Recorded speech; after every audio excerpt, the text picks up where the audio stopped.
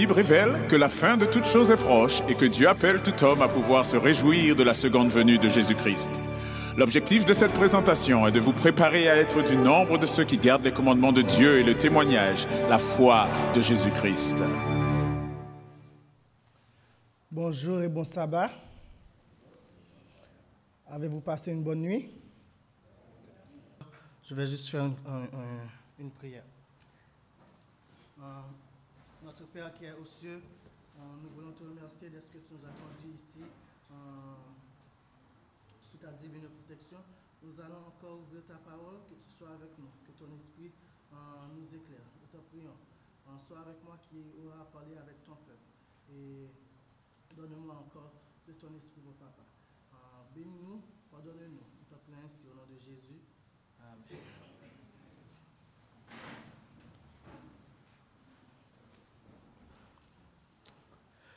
Le message du deuxième ange, la chute de Babylone. Dans Jérémie 51, verset 9, nous lisons ce qui suit. Nous avons voulu guérir Babylone, mais elle n'a pas guéri. Abandonnons-la et allons chacun dans son pays, car son châtiment atteint jusqu'aux cieux et s'élève jusqu'aux nues. Quand le grand médecin du ciel nous dit que rien ne peut être fait pour guérir Babylone, il faut être réellement insensé pour penser le contraire. Il faut se croire être plus puissant que celui qui est la personnification de l'omnipotence pour penser le contraire. La parole de Dieu est oui et amen. Babylone ne peut être guérie, elle s'en va à la perdition. Il n'y a pas à sortir de là. Il n'y a pas d'autre conclusion. Il n'y a pas de merci. Et si nous essayons à la sauver, faisons ami avec elle, peut-être elle va changer. La parole de Dieu est claire. Elle ne peut pas être guérie. Le second ange d'Apocalypse 14, verset 8 nous dit, elle est tombée, Babylone, cette grande ville, parce qu'elle a fait boire à toutes les nations du vin de la fureur de son impudicité. Et avant même le retour de notre Seigneur Jésus-Christ,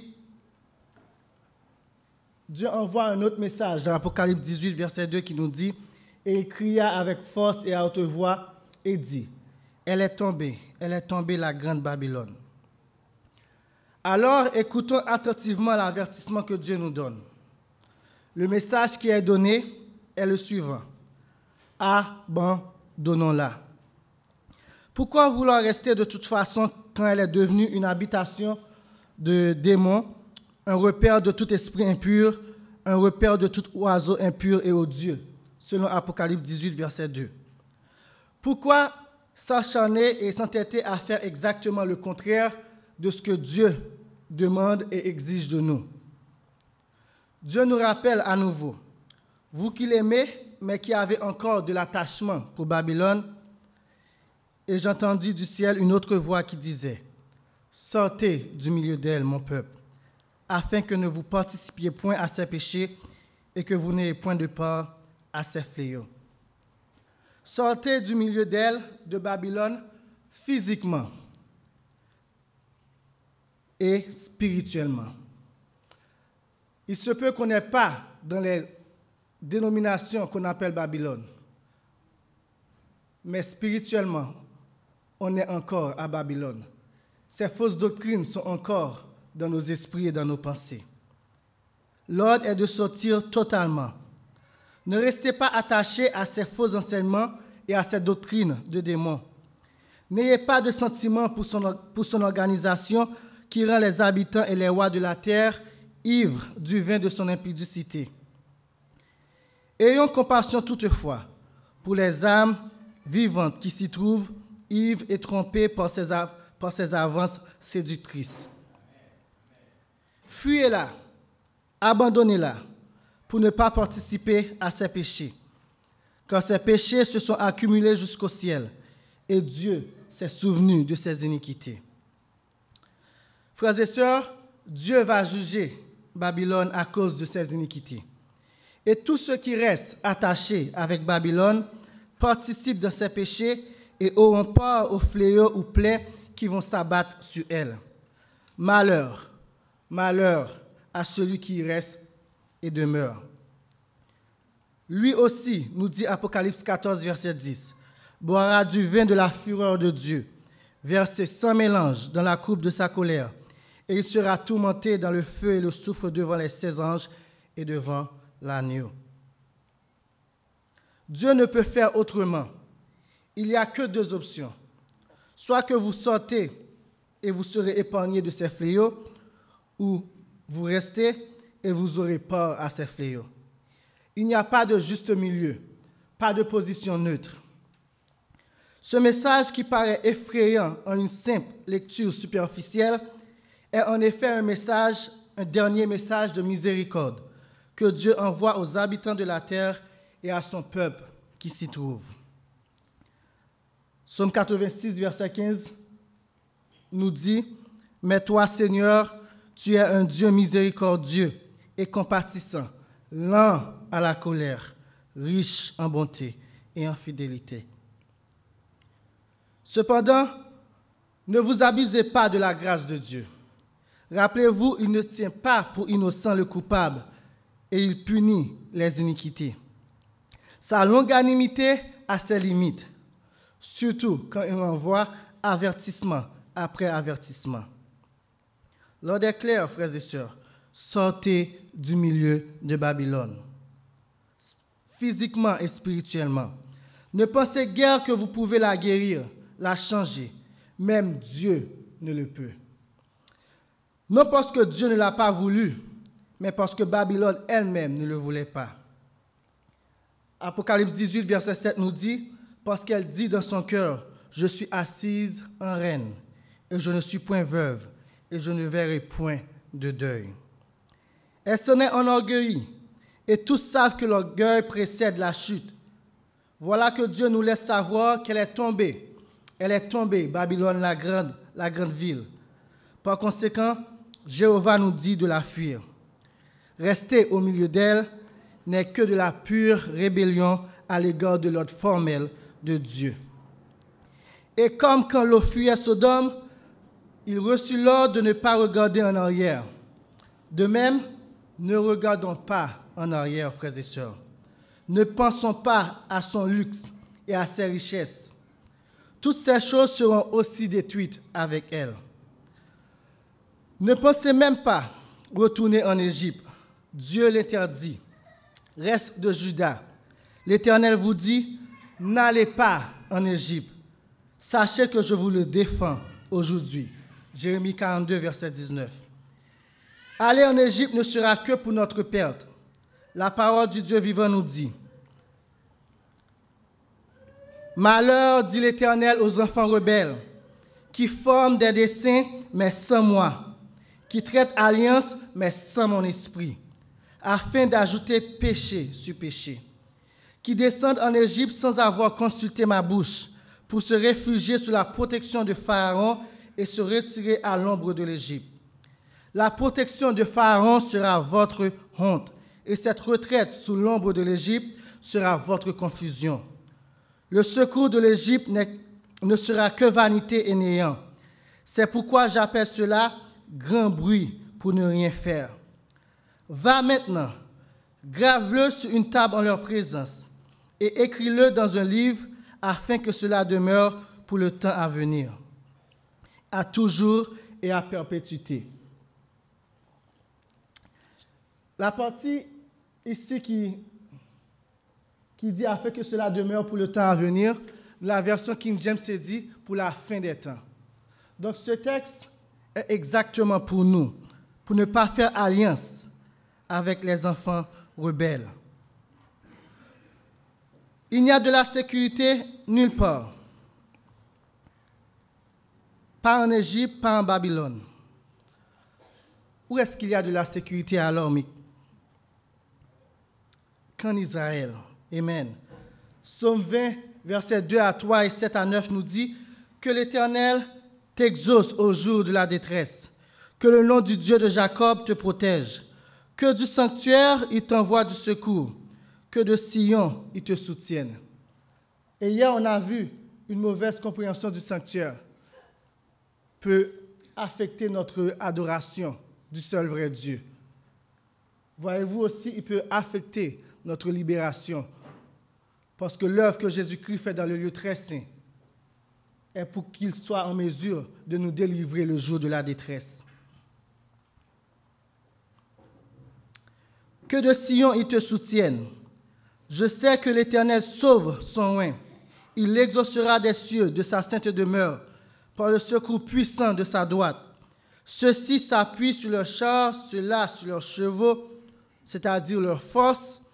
Nous invoquons le nom de l'Éternel, notre Dieu. Eux, ils plient et tombent. Nous tenons ferme et restons debout. Il y a de la sécurité qu'à Sion, qu'à Jérusalem. Oui, il y a la sécurité qu'à l'Église de Dieu. L'Église du reste, parce que ce n'est que là que demeure l'Esprit de Dieu. L'Esprit de Dieu. Il n'y a de la sécurité qu'en Jésus-Christ, le lion de la tribu de Juda. Tandis que Babylone aura à recevoir sa punition lors des 7 dernières plaies, le peuple de Dieu sera à l'abri, en toute sécurité. Vous pouvez lire le psaume 90 dans toute sa totalité, et le psaume 91 dans toute sa totalité lorsque vous arrivez à la maison. Babylone est vouée à la perdition, l'Égypte aussi. Fuyez et accourez seulement vers la sainte montagne de Sion. Fuyez, fuyez pour votre vie, pour la vie de votre famille, fuyez. Car son châtiment atteint jusqu'aux cieux et s'élève jusqu'aux nues. Fuyez loin de Babylone et que chacun sauve sa vie, de peur que vous ne périssiez dans son iniquité, car c'est le temps de la vengeance de l'Éternel. Il lui rend ce qu'elle a mérité, nous dit Jérémie 51, verset 6. Qu'a donc fait Babylone pour mériter ce châtiment aussi sévère et terrible? Quels sont donc les péchés de Babylone pour que la colère de Dieu tombe sur elle sans mélange de miséricorde? Ces péchés doivent être énormes et d'une importance capitale. Voyons ce que disent les Écritures et faisons une liste. Dans Apocalypse 18, verset 8, elle a abreuvé toutes les nations du vin de la fureur de son impudicité.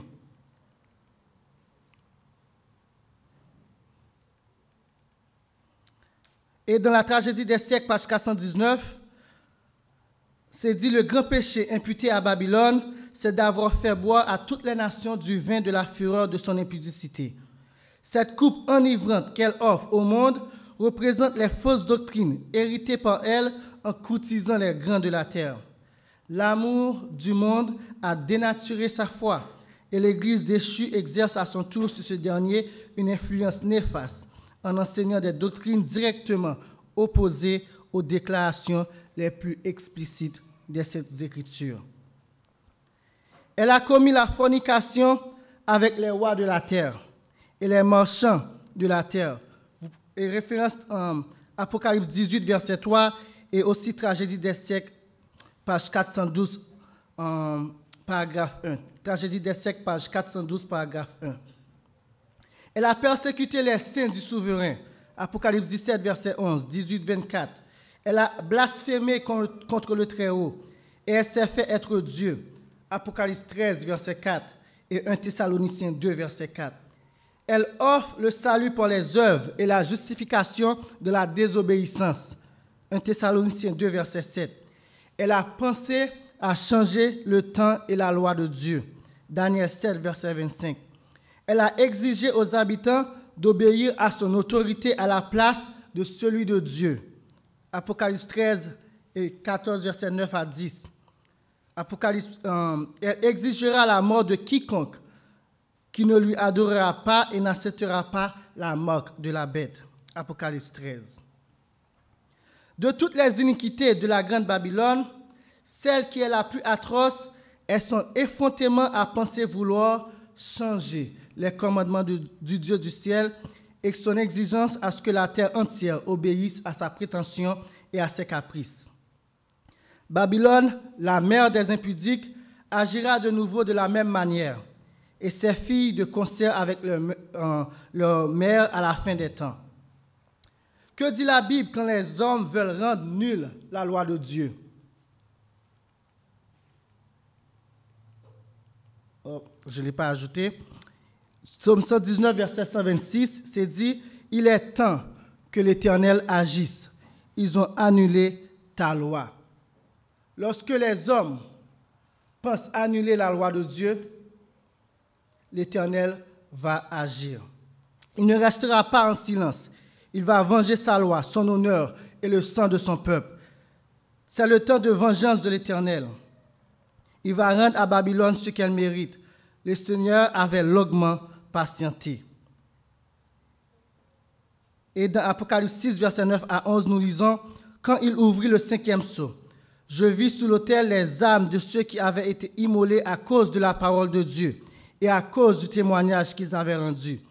Ils crièrent du voix forte en disant « Jusque à quand, Maître saint et véritable, tardes-tu à juger et à tirer vengeance de notre sang sur les habitants de la terre? » Une robe blanche fut donnée à chacun d'eux. Et il leur fut dit de se tenir en repos quelque temps encore, jusqu'à ce que fût complet le nombre de leurs compagnons de service et de leurs frères qui devaient être mis à mort comme eux. Dieu va juger Babylone. Et dans Apocalypse 18, verset 20, il nous dit « Ciel, réjouis-toi sur elle. Et vous les saints, les apôtres et les prophètes, réjouissez-vous aussi, car Dieu vous a fait justice en la jugeant. » Chers amis, voulez-vous encore rester à Babylone? Voulez-vous recevoir ces châtiments? Si vous demeurez, vous allez les recevoir. Mais l'ordre de Dieu, c'est fuyez, fuyez, abandonnez-la. Elle est tombée, Babylone la grande, la mère des impudiques et des abominations de la terre. Sortez du milieu d'elle, mon peuple, afin que vous ne participiez point à ses péchés et que vous n'ayez point de part à ses fléaux. Nous avons vu les péchés de Babylone et nous avons vu l'ordre que Dieu nous a donné à tous ceux qui ne veulent pas participer au fléau qui va tomber sur Babylone. Alors, il est important pour nous d'être en mesure d'identifier qui est la Babylone. Babel, d'où le nom Babylone vient, signifiait originellement la porte de Dieu. De même, Babylone ne signifiait pas confusion. De même, Babel ne signifiait la porte de Dieu au début. Mais lors de la construction du tour de Babel, elle a trouvé ce nom, confusion. Et dans la tragédie des siècles, page 411, nous lisons « Le premier ange du 14e chapitre de l'Apocalypse est suivi de second qui proclame « Elle est tombée, Babylone la grande, qui a abreuvé toutes les nations du vin de la fureur de son impudicité. » Le terme Babylone dérive du mot Babel, qui signifie confusion. Il est employé dans l'Apocalypse pour désigner les différentes formes d'une religion fausse ou apostate. Au 17e chapitre, Babylone est représentée sous le symbole d'une femme, image que les Écritures emploient pour désigner une église, une femme chaste, Apocalypse 12, verset 1, quand il s'agit d'une église pure, une femme corrompue, Apocalypse 17, verset 1 à 6, quand il s'agit d'une église apostate. La relation entre Jésus-Christ et son église est symbolisée par le mariage. Tragédie des siècles, page 411. Dans le Saint-Livre, les relations sacrées et permanentes qui existent entre Jésus-Christ et son église sont symbolisées par les liens du mariage. Le Seigneur s'est uni à son peuple par une alliance solennelle. Il lui promet d'être son Dieu et son peuple. De son côté, s'engage à n'appartenir qu'à lui seul. Dieu lui dit « Je serai ton fiancé pour toujours. Je serai ton fiancé par la justice, la droiture, la grâce et la miséricorde. Car je suis votre maître. Jérémie 3, verset 14. Et l'apôtre Paul se sert de la même figure dans le Nouveau Testament quand il dit « Je vous ai fiancé à un seul époux pour vous présenter à Christ comme une vierge pure. » Maintenant, nous sommes prêts à identifier Babylone, la mère des impudiques. Cette femme adultère et prostituée, cette église apostate. De la tragédie des siècles, page 412, nous lisons ce qui s'entêtait à faire exactement le contraire de ce que Dieu demande et exige de nous. Dieu nous rappelle à nouveau, vous qui l'aimez, mais qui avez encore de l'attachement pour Babylone, et j'entendis du ciel une autre voix qui disait, « Sortez du milieu d'elle, mon peuple, afin que ne vous participiez point à ses péchés et que vous n'ayez point de part à ses fléaux. » Sortez du milieu d'elle, de Babylone, physiquement et spirituellement. Il se peut qu'on n'ait pas dans les dénominations qu'on appelle Babylone, mais spirituellement, on est encore à Babylone. Ces fausses doctrines sont encore dans nos esprits et dans nos pensées. L'ordre est de sortir totalement. Ne restez pas attachés à ces faux enseignements et à ces doctrines de démons. N'ayez pas de sentiment pour son organisation qui rend les habitants et les rois de la terre ivres du vin de son impudicité. Ayons compassion toutefois pour les âmes vivantes qui s'y trouvent, ivres et trompées par ses avances séductrices. Fuyez-la, abandonnez-la, pour ne pas participer à ses péchés, car ses péchés se sont accumulés jusqu'au ciel, et Dieu s'est souvenu de ses iniquités. Frères et sœurs, Dieu va juger Babylone à cause de ses iniquités. Et tous ceux qui restent attachés avec Babylone participent de ses péchés et auront part aux fléaux ou plaies qui vont s'abattre sur elle. Malheur, malheur à celui qui y reste et demeure. Lui aussi, nous dit Apocalypse 14, verset 10, boira du vin de la fureur de Dieu, versé sans mélange dans la coupe de sa colère, et il sera tourmenté dans le feu et le soufre devant les 16 anges et devant l'agneau. Dieu ne peut faire autrement. Il n'y a que deux options. Soit que vous sortez et vous serez épargnés de ces fléaux, ou vous restez et vous aurez peur à ces fléaux. Il n'y a pas de juste milieu, pas de position neutre. Ce message qui paraît effrayant en une simple lecture superficielle est en effet un dernier message de miséricorde que Dieu envoie aux habitants de la terre et à son peuple qui s'y trouve. Psaume 86, verset 15, nous dit « Mais toi, Seigneur, tu es un Dieu miséricordieux et compatissant, lent à la colère, riche en bonté et en fidélité. » Cependant, ne vous abusez pas de la grâce de Dieu. Rappelez-vous, il ne tient pas pour innocent le coupable et il punit les iniquités. Sa longanimité a ses limites, surtout quand il envoie avertissement après avertissement. L'ordre est clair, frères et sœurs, sortez du milieu de Babylone, physiquement et spirituellement. Ne pensez guère que vous pouvez la guérir, la changer. Même Dieu ne le peut. Non parce que Dieu ne l'a pas voulu, mais parce que Babylone elle-même ne le voulait pas. Apocalypse 18, verset 7 nous dit, parce qu'elle dit dans son cœur, je suis assise en reine, et je ne suis point veuve, et je ne verrai point de deuil. Elle s'en est enorgueillie, et tous savent que l'orgueil précède la chute. Voilà que Dieu nous laisse savoir qu'elle est tombée. Elle est tombée, Babylone, la grande ville. Par conséquent, Jéhovah nous dit de la fuir. Rester au milieu d'elle n'est que de la pure rébellion à l'égard de l'ordre formel de Dieu. Et comme quand Lot fuyait Sodome, il reçut l'ordre de ne pas regarder en arrière. De même, ne regardons pas en arrière, frères et sœurs. Ne pensons pas à son luxe et à ses richesses. Toutes ces choses seront aussi détruites avec elle. Ne pensez même pas retourner en Égypte. Dieu l'interdit. Reste de Juda. L'Éternel vous dit, n'allez pas en Égypte. Sachez que je vous le défends aujourd'hui. Jérémie 42, verset 19. Aller en Égypte ne sera que pour notre perte. La parole du Dieu vivant nous dit, malheur, dit l'Éternel aux enfants rebelles, qui forment des desseins, mais sans moi, qui traitent alliance, mais sans mon esprit, afin d'ajouter péché sur péché, qui descendent en Égypte sans avoir consulté ma bouche, pour se réfugier sous la protection de Pharaon et se retirer à l'ombre de l'Égypte. La protection de Pharaon sera votre honte, et cette retraite sous l'ombre de l'Égypte sera votre confusion.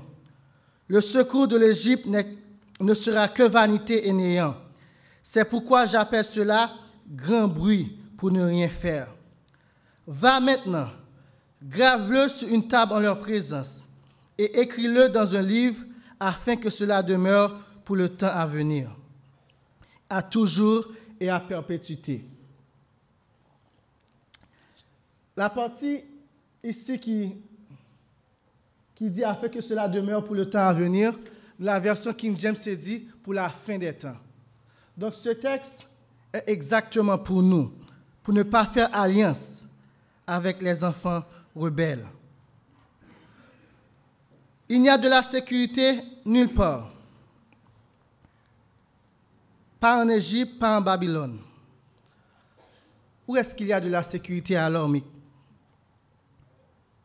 qu'en Israël? Amen. Psaume 20, versets 2 à 3 et 7 à 9 nous dit que l'Éternel t'exauce au jour de la détresse, que le nom du Dieu de Jacob te protège, que du sanctuaire il t'envoie du secours, que de Sion il te soutienne. Et hier, on a vu une mauvaise compréhension du sanctuaire peut affecter notre adoration du seul vrai Dieu. Voyez-vous aussi, il peut affecter notre libération. Parce que l'œuvre que Jésus-Christ fait dans le lieu très saint est pour qu'il soit en mesure de nous délivrer le jour de la détresse. Que de Sion il te soutienne. Je sais que l'Éternel sauve son oint. Il l'exaucera des cieux de sa sainte demeure par le secours puissant de sa droite. Ceux-ci s'appuient sur leurs chars, ceux-là sur leurs chevaux, c'est-à-dire leur force. Nous invoquons le nom de l'Éternel, notre Dieu. Eux, ils plient et tombent. Nous tenons ferme et restons debout. Il y a de la sécurité qu'à Sion, qu'à Jérusalem. Oui, il y a la sécurité qu'à l'Église de Dieu. L'Église du reste, parce que ce n'est que là que demeure l'Esprit de Dieu. L'Esprit de Dieu. Il y a de la sécurité qu'en Jésus-Christ, le lion de la tribu de Juda. Tandis que Babylone aura à recevoir sa punition lors des 7 dernières plaies, le peuple de Dieu sera à l'abri, en toute sécurité. Vous pouvez lire le psaume 90 dans toute sa totalité, et le psaume 91 dans toute sa totalité lorsque vous arrivez à la maison. Babylone est vouée à la perdition, l'Égypte aussi. Fuyez et accourez seulement vers la sainte montagne de Sion. Fuyez, fuyez pour votre vie, pour la vie de votre famille, fuyez. Car son châtiment atteint jusqu'aux cieux et s'élève jusqu'aux nues. Fuyez loin de Babylone et que chacun sauve sa vie, de peur que vous ne périssiez dans son iniquité, car c'est le temps de la vengeance de l'Éternel.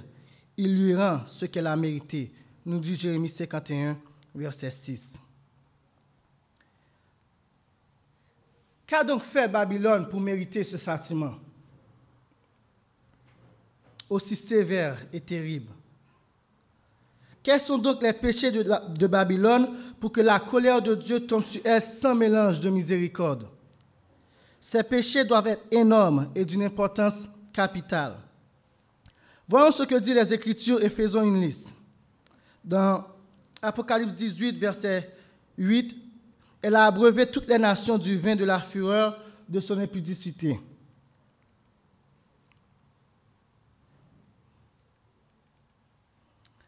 Et dans la tragédie des siècles, page 419, c'est dit: le grand péché imputé à Babylone, c'est d'avoir fait boire à toutes les nations du vin de la fureur de son impudicité. Cette coupe enivrante qu'elle offre au monde représente les fausses doctrines héritées par elle en courtisant les grands de la terre. L'amour du monde a dénaturé sa foi et l'Église déchue exerce à son tour sur ce dernier une influence néfaste en enseignant des doctrines directement opposées aux déclarations les plus explicites de ces Écritures. Elle a commis la fornication avec les rois de la terre et les marchands de la terre. Et référence Apocalypse 18, verset 3, et aussi Tragédie des siècles, page 412, paragraphe 1. Tragédie des siècles, page 412, paragraphe 1. Elle a persécuté les saints du souverain. Apocalypse 17, verset 11, 18, 24. Elle a blasphémé contre le Très-Haut et elle s'est fait être Dieu. Apocalypse 13, verset 4 et 1 Thessaloniciens 2, verset 4. Elle offre le salut par les œuvres et la justification de la désobéissance. 1 Thessaloniciens 2, verset 7. Elle a pensé à changer le temps et la loi de Dieu. Daniel 7, verset 25. Elle a exigé aux habitants d'obéir à son autorité à la place de celui de Dieu. Apocalypse 13 et 14, verset 9 à 10. Elle exigera la mort de quiconque qui ne lui adorera pas et n'acceptera pas la marque de la bête. Apocalypse 13. De toutes les iniquités de la grande Babylone, celle qui est la plus atroce est son effrontément à penser vouloir changer les commandements du Dieu du ciel et son exigence à ce que la terre entière obéisse à sa prétention et à ses caprices. Babylone, la mère des impudiques, agira de nouveau de la même manière, et ses filles de concert avec leur mère à la fin des temps. Que dit la Bible quand les hommes veulent rendre nulle la loi de Dieu?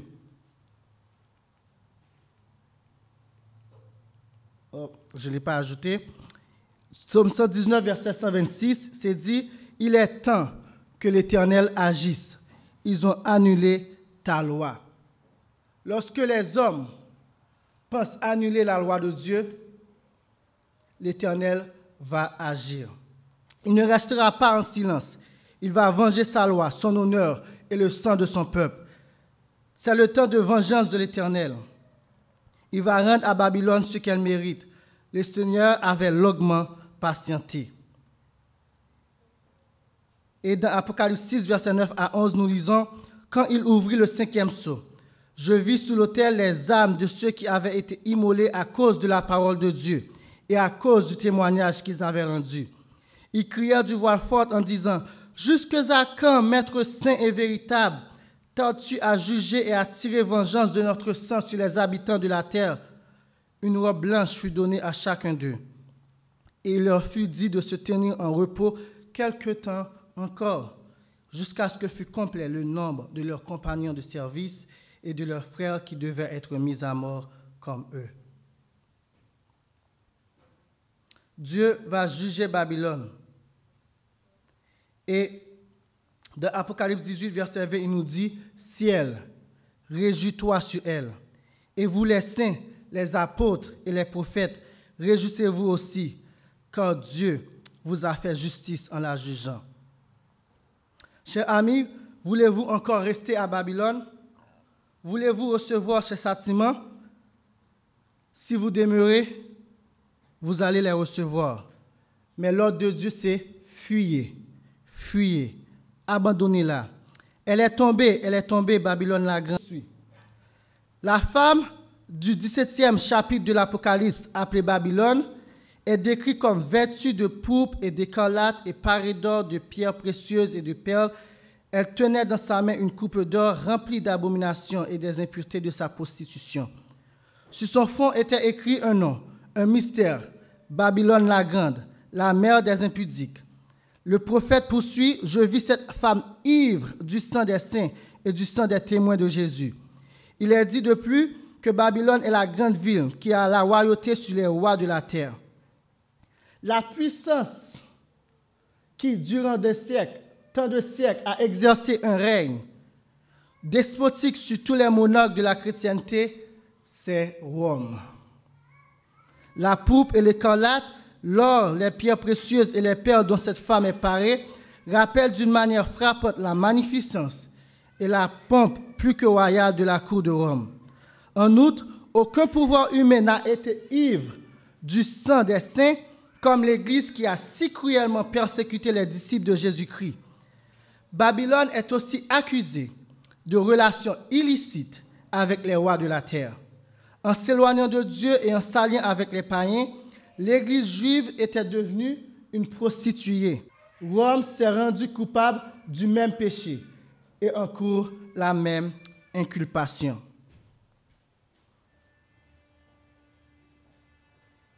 Rappelez-vous qu'on a vu que Babylone n'a pas toujours eu comme signification première confusion, Babel. Rappelez-vous que nous avons lu dans Ézéchiel, que lorsque nous lisons dans Ézéchiel 16, comment Israël a utilisé sa beauté et sa renommée pour se prostituer avec les rois des autres nations. Dans Romains 8, verset 1er, Paul rendait d'abord grâce à mon Dieu par Jésus-Christ au sujet de vous tous, de ce que votre foi est renommée dans le monde entier. C'était le témoignage de la Bible à propos de l'Église de Rome. L'Église de Rome, sa foi était pure. Elle était à un certain moment la porte du ciel en tant qu'Église fidèle au Seigneur Jésus-Christ. Sa foi était reconnue et célèbre dans le monde entier. Elle avait une bonne renommée. Mais elle s'est laissée enorgueillir et a utilisé sa renommée pour se prostituer avec les rois de l'Empire romain. Comment est-ce possible? Comment es-tu tombé? Elle s'est mise à vanter de sa beauté, oubliant qu'elle venait de son Seigneur Jésus. Elle a commis l'adultère avec les rois de la terre. Que chacun de nous puisse apprendre la leçon nécessaire de l'apostasie de l'Église romaine. L'humilité est nécessaire pour chacun de nous. Mais Babylone est appelée la mère des impudiques, ou comme la version d'Arby le traduit, la mère des prostituées. Si elle est une mère, elle a sûrement des filles. Et dans la tragédie des siècles, page 413, nous lisons « Babylone est appelée la mère des impudiques. Ces filles représentent évidemment les églises qui s'attachent à ces doctrines et à ses traditions, et qui, comme elles, sacrifient la vérité et l'approbation de Dieu pour contracter une alliance illicite avec le monde. Le message annonçant la chute de Babylone concerne des organisations, le message du deuxième ange, concerne des organisations religieuses qui, autrefois pures, se sont corrompues. Comme l'Église romaine, lorsque Paul avait rendu témoignage à cette Église. Ces organisations, l'esprit de prophétie nous dit, qui autrefois étaient pures, mais elles se sont laissées corrompues. Étant donné que ce message suit la proclamation de l'heure du jugement et se rapporte au dernier jour, il ne peut désigner l'Église catholique seule, tombée il y a des siècles auparavant. En outre, au 18e chapitre, le peuple de Dieu est invité à sortir de Babylone. D'après ce passage, nombre d'enfants de Dieu se trouvent encore dans Babylone. Quel corps religieux recèle actuellement la plus forte proportion des disciples de Jésus? Et elle répond à sa question, ce sont sans aucun doute les diverses églises qui professent la foi protestante. Voilà les filles de la mère de Babylone, la mère des impudiques.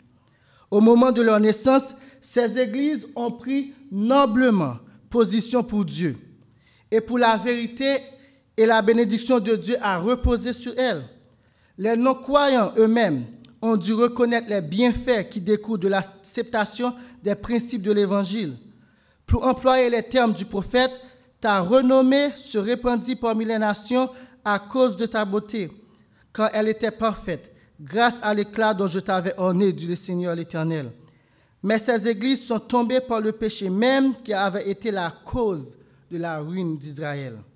Le désir de suivre l'exemple et de gagner l'amitié des impies. Et dans ma présentation, nous avons passé à travers tout ça. Tu t'es confié de ta beauté et tu t'es prostitué à la faveur de ton nom.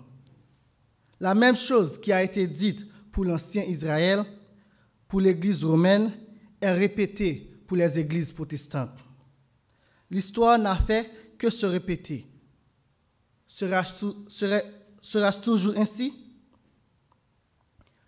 Pourquoi l'Église de Dieu du temps de la fin d'aujourd'hui pense que c'est agréable à Dieu qu'elle continue constamment de courtiser l'amitié de Babylone, mère et fille, et d'adopter en notre sein leur doctrine sans encourir au déplaisir de Dieu, et à chercher l'amitié du monde? Pourquoi sommes-nous devenus si orgueilleux? Sommes-nous en train de se dire « Je suis riche, je me suis enrichi, je n'ai besoin de rien ». Le sommes-nous? N'avons-nous rien appris de l'histoire du passé? L'orgueil a été la cause de la chute de l'ancien Israël, de l'Église romaine et des églises protestantes. Ces choses ne sont-elles pas écrites pour notre exhortation, pour nous et nos enfants qui vivent maintenant à la fin des temps? Humilions-nous sous la puissante main de Dieu. Humilions-nous devant le Seigneur et il nous élèvera. À la page 415 de la tragédie des siècles, Seurat dit ce qui suit. Quelle fut l'origine de la grande apostasie? Comment l'Église s'est-elle éloignée au 1er siècle de la simplicité de l'Évangile? C'est en adoptant les pratiques païennes afin de faciliter la conversion des païens. Combien d'entre nous ont vu nos standards être baissés pour accepter plein de gens dans l'Église? L'apôtre Paul écrivait au 1er siècle, le mystère de l'iniquité agit déjà. Pendant la vie des apôtres, l'Église resta relativement pure. Mais vers la fin du 2e siècle, la plupart des églises se transformèrent.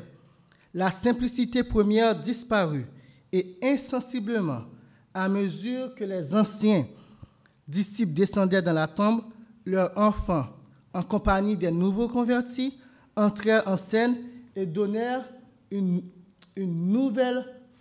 forme nouvelle à la cause. Pour obtenir des conversions, on abaissa le niveau de la foi chrétienne. Le paganisme inonda l'Église et y introduisit ses coutumes, ses pratiques et ses idoles.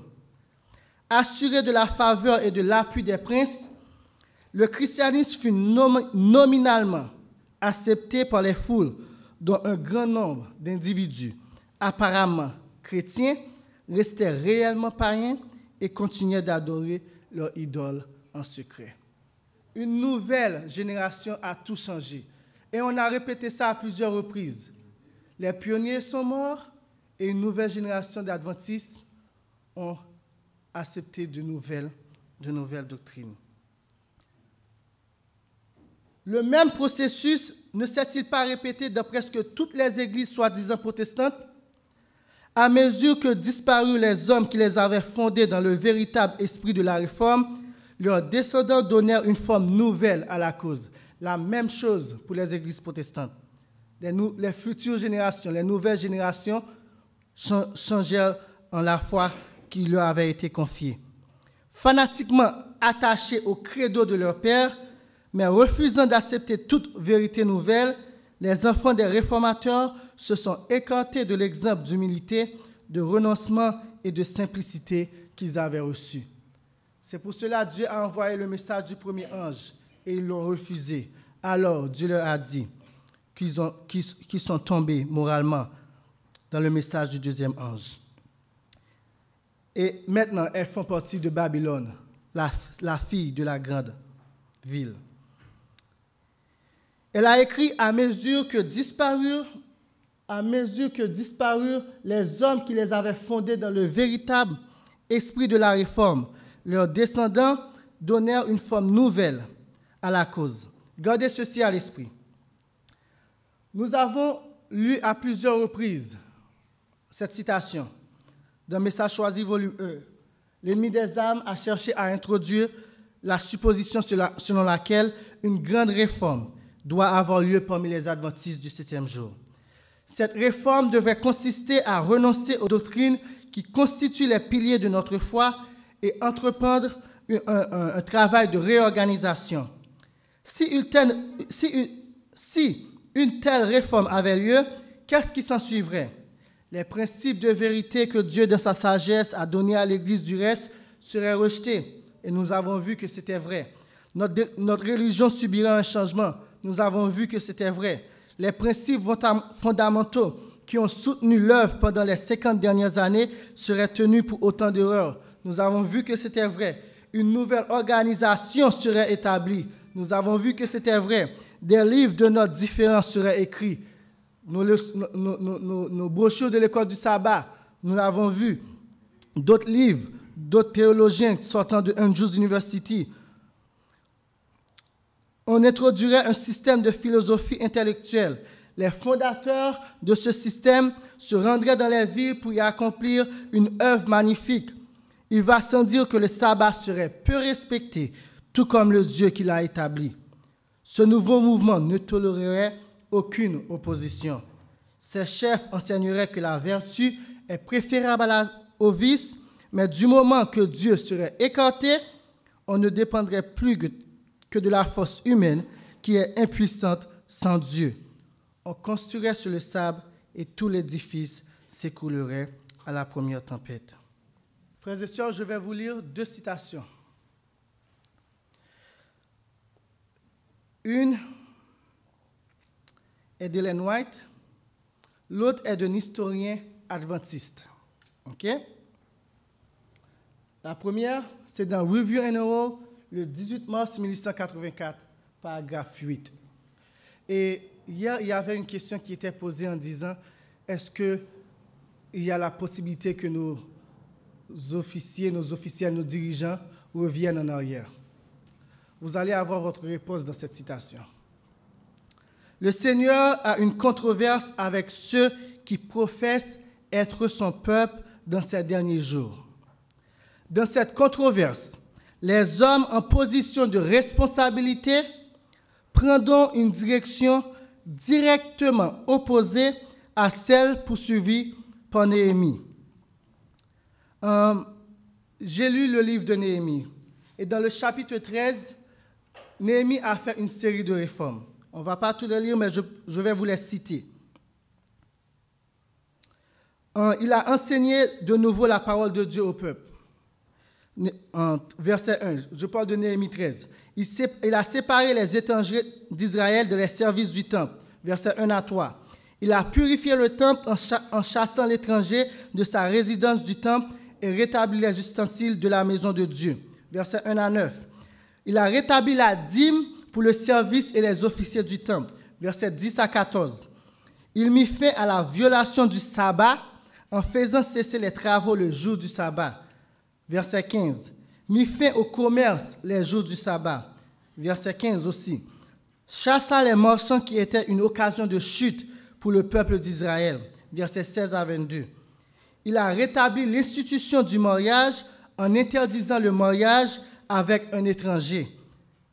Versets 23 à 28. Et nous avons vu que le mariage avec les étrangers ont causé la perte, la chute de l'ancien Israël.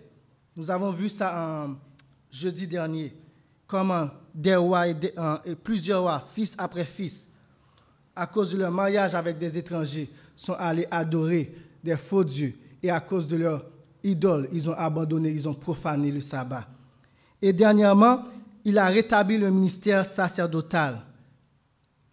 Versets 29 à 31.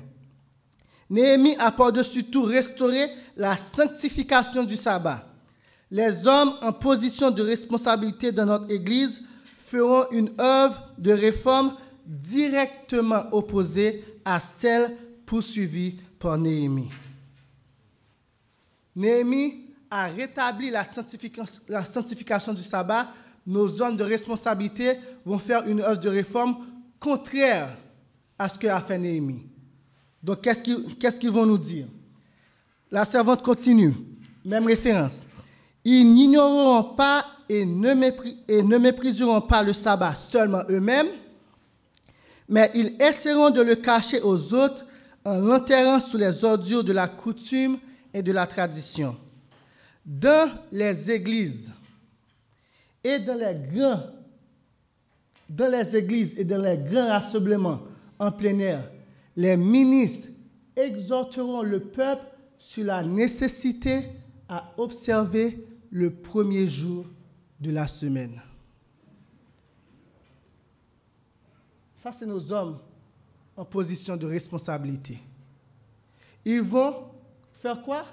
Ils vont exhorter le peuple de Dieu à observer le premier jour de la semaine. Qu'est-ce que ça signifie?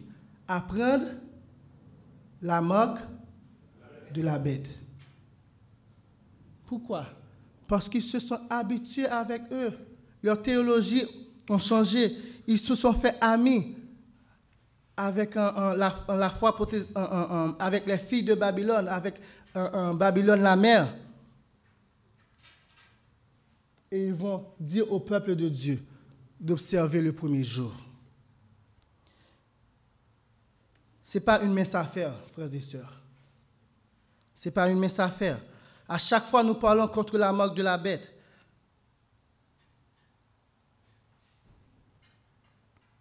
Il y a des calamités sur la mer et sur la terre, et ces calamités vont augmenter. Un désastre après un autre se suivront de plus près. Et le petit groupe, juste un petit groupe, des observateurs du sabbat, c'est-à-dire du 7e jour de la semaine, contraire aux observateurs du premier jour, du sabbat consensueux sera désigné comme ceux qui apportent la colère de Dieu sur le monde pour le mépris du dimanche. Juste un petit groupe refuse l'unité œcuménique. Un petit groupe.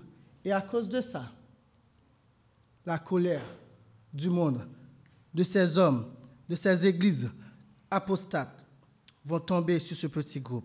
Mais nous avons vu que la protection de Dieu sera avec ceux qui sont fidèles, qui sont obéissants à ses commandements. Maintenant, lisons la deuxième citation que je vous avais dit. Et cela vient d'un historien. Si vous êtes plongé dans l'adventisme, c'est certain que vous connaissez George Knight.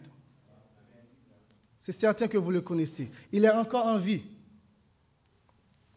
Remarquez ce qu'il a dit.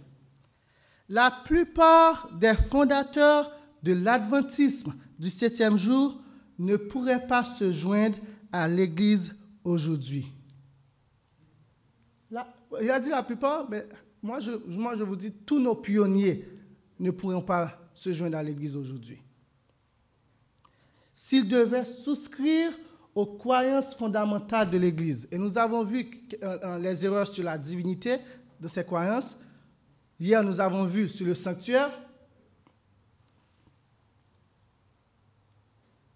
Il continue pour dire, plus spécifiquement, il ne pourrait pas adhérer à la deuxième croyance qui traite de la doctrine de la divinité. Ceux qui ont fondé, ceux dont Dieu a utilisé pour fonder l'Église adventiste du 7e jour, s'ils sont vivants aujourd'hui, ils n'accepteront pas d'être membres de cette Église-là,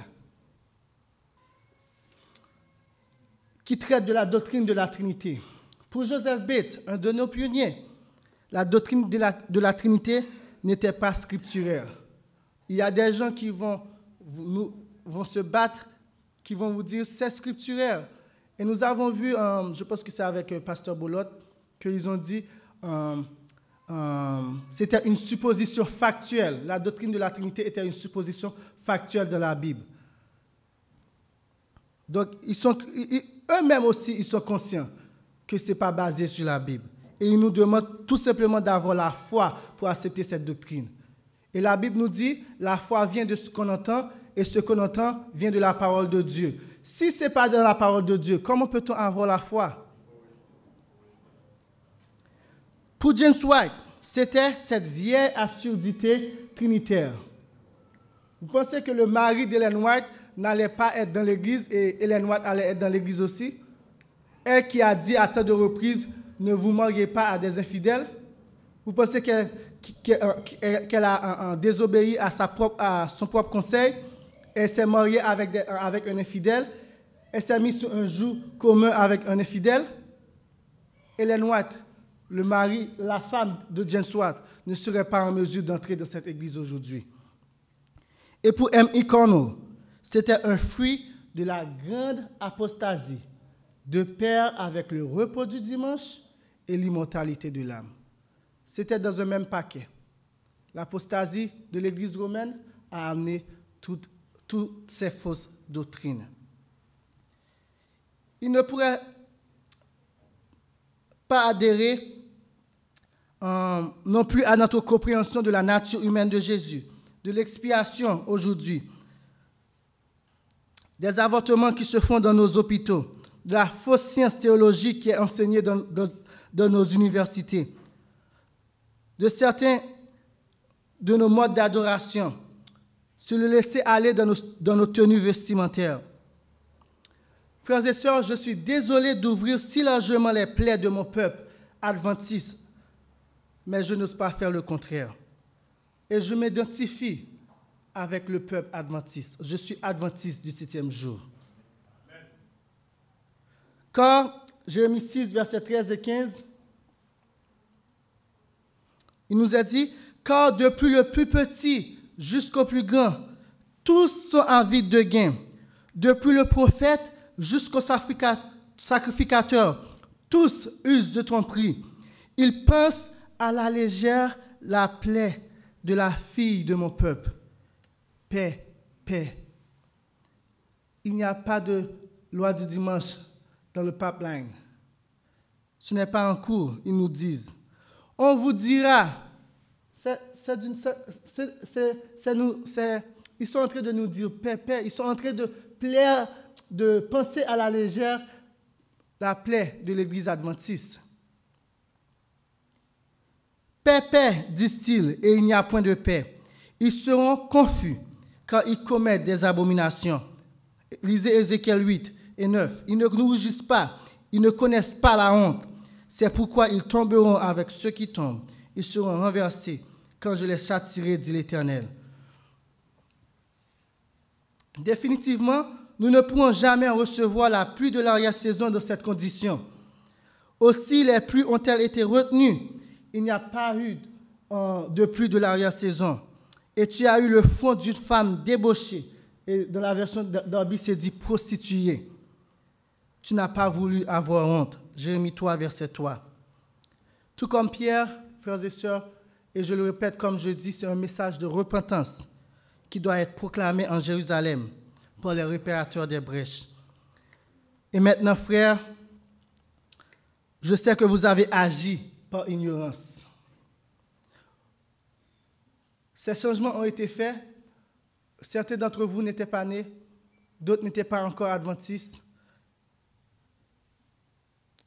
Vous avez agi par ignorance, ainsi que vos chefs. Mais Dieu a accompli de la sorte ce qu'il avait annoncé d'avance par la bouche de tous ses prophètes. Repentez-vous et convertissez-vous pour que vos péchés soient effacés, afin que des temps de rafraîchissement viennent de la part du Seigneur et qu'il envoie celui qui vous a été destiné, Jésus-Christ. Heureusement, notre Dieu ne nous a pas abandonnés. Tout ce qu'il nous demande, c'est de revenir à lui. Le Fils de Dieu, Jésus, nous conseille d'acheter de moi de l'or éprouvé par le feu, afin que tu deviennes riche, et des vêtements blancs, afin que tu sois vêtu et que la honte de ta nudité ne paraisse pas, et un collier pour loin de tes yeux, afin que tu vois. Moi, Jésus-Christ, je reprends et je châtie tout ce que j'aime. Aie donc du zèle et repens-toi. Voici, je me tiens à la porte et je frappe. Si quelqu'un entend ma voix et ouvre la porte, j'entrerai chez lui et je souperai avec lui et lui avec moi. Tout ce que Jéhovah nous demande de faire est de retourner à celui contre lequel on s'est grandement révolté, enfants d'Israël. Car en ce jour-là, chacun rejettera ses idoles d'argent et ses idoles d'or, et cette mauvaise conception que nous avons de Dieu et toutes ces fausses doctrines que nous avons vues, que nous avons embrassées, que vos mains ont faites pour pécher. Jérémie 6, versets 16 à 19 nous dit « Ainsi parle l'Éternel, placez-vous sur les chemins, regardez et demandez quels sont les anciens sentiers, quelle est la bonne voie, marchez-y et vous trouverez le repos de vos âmes. Mais ne soyons pas comme les enfants de l'ancien Israël qui ont répondu « Nous ne marcherons pas ». Dieu dit, j'ai mis près de vous des sentinelles, soyez attentifs au son de la trompette. Mais ils ont encore répondu, nous n'y serons pas attentifs. Et Dieu dit, c'est pourquoi, écoutez, nation, sachez ce qui leur arrivera, assemblée des peuples. Écoute, terre, voici je vais faire venir sur ce peuple le malheur, fruit de ses pensées, car ils n'ont point été attentifs à mes paroles. Ils ont méprisé ma loi. Et la servante du Seigneur nous dit, puis j'entendis une voix qui disait, où sont les sentinelles qui devaient se tenir sur les murailles de Sion? Dorment-elles? Sommes-nous en train de dormir, frères et sœurs? Ce fondement, parlant des piliers de notre foi, a été posé par le maître ouvrier, par Jésus-Christ lui-même. Et voilà que des hommes aujourd'hui nous disent que c'était des erreurs. Ce fondement a été posé par le maître ouvrier et il pourra résister à tous les orages et à toutes les tempêtes.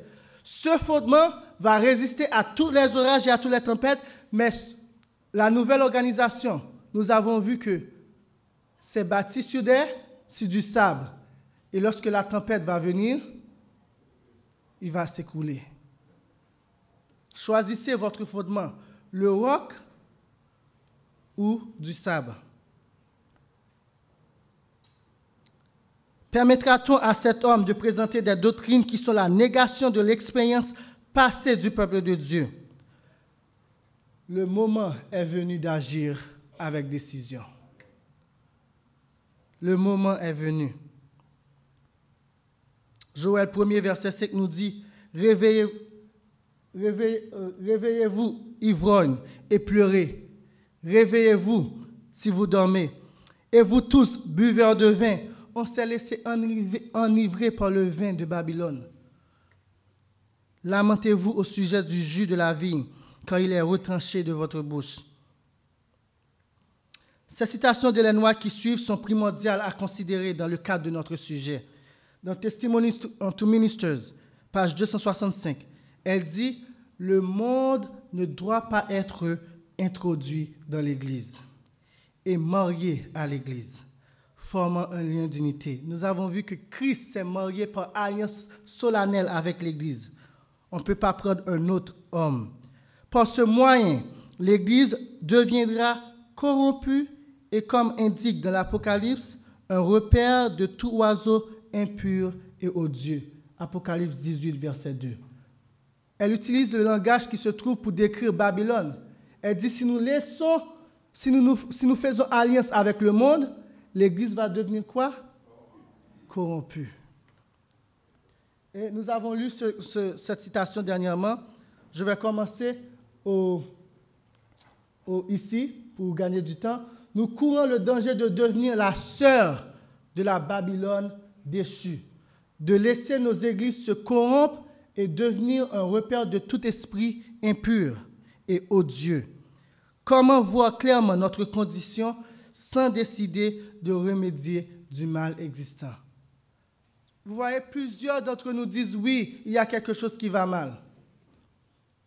Mais comment peut-on voir clairement notre condition sans décider de remédier au mal existant? Comment? Et comme nous avons dit, plusieurs vont essayer, plusieurs ont essayé. Mais rappelez-vous, la nouvelle organisation avait dit, nous allons tolérer aucune opposition.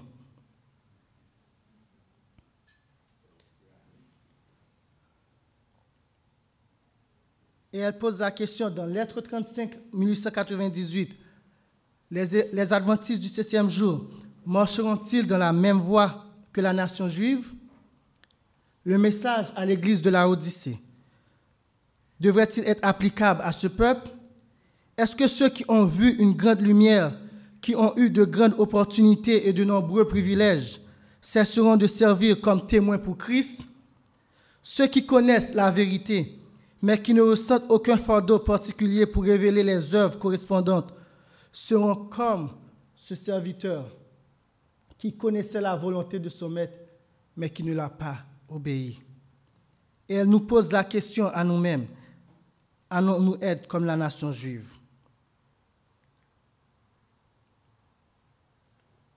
Nous ne devrions pas, dans Testimonies for the Church, to the Church, volume 5, page 183, paragraphe 4, nous ne devrions pas, après avoir accepté la vérité, nous unir à ceux qui s'y opposent, ni de quelque manière que ce soit,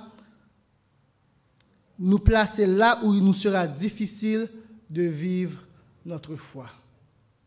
Et nous avons parlé grandement jeudi dernier sur comment s'unir sur la vérité. Frères et sœurs, mon heure est arrivée. Il y avait beaucoup plus de choses à dire, mais je vais terminer avec ceci. Le message du deuxième ange doit être répété. On va voir ça avec Pasteur Stomp cet après-midi. Donc, n'est-ce pas le moment pour l'Église du reste de se purifier? Pour l'Israël spirituel, d'abandonner ses péchés afin de pouvoir recevoir la pluie de l'arrière-saison et donner le grand cri « Babylone est tombée » ? N'est-ce pas le moment de dire que c'est Jéhovah qui est Dieu et Jésus-Christ est son seul Fils engendré? N'est-ce pas le moment de dire « Seigneur, purifie-nous de toute iniquité et de toute fausse doctrine » ? Pensez-vous que Dieu va dire à ses disciples qui sont en Babylone, son peuple, n'oubliez pas, il a dit « Sortez du milieu d'elle, mon peuple ». Ses disciples qui sont en Babylone de la quitter et de venir à Sion, tandis qu'elle est imbibée de fausses doctrines? Non. Il nous faut retourner aux anciens piliers de notre foi. Et je termine avec cette citation.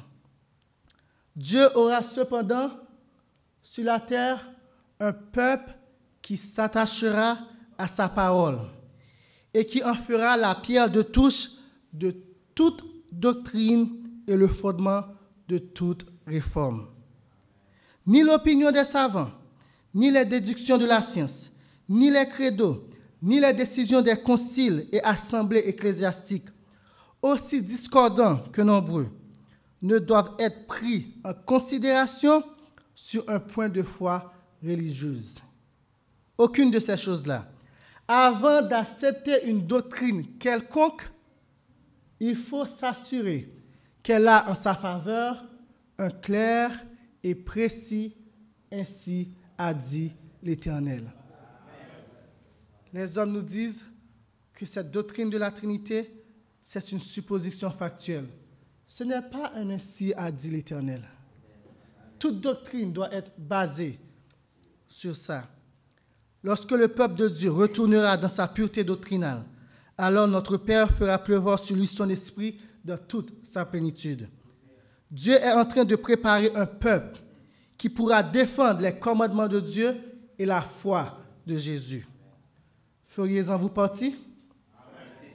Que l'Éternel nous vienne tous en ordre. Amen. Prions, chers amis.